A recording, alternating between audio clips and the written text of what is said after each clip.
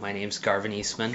I grew up in Bristol, New Hampshire, and I actually attended the Mayhew Program when I was 11 and 12 years old, and I basically stayed connected with the program ever since I attended as a camper. So now I live in Bridgewater, New Hampshire, which is actually one town over from Bristol. I've stayed in the area that I grew up in, and I currently work at Concord Hospital.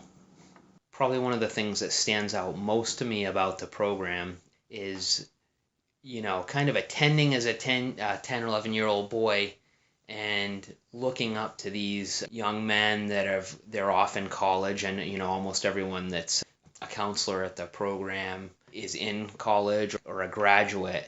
And to me at the time, I thought about college, but I didn't have anyone in my family that went to college, and I just saw them as mentors. I kind of looked up to them, I guess, of my own self accord, but also just because once you meet these guys and they're so pleasant and they really seem to take an interest in you and want to see you do your best, it even strengthens that bond more.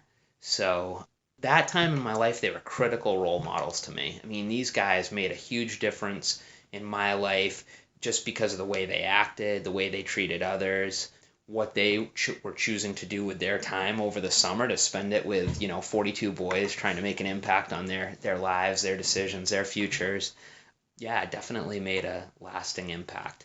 I wouldn't say I didn't have any other positive role models. I think the difference, though, is when you go out to Mayhew, you're immersed around all this positivity and all these positive role models, and then they continue to work with you even after you leave the summer session.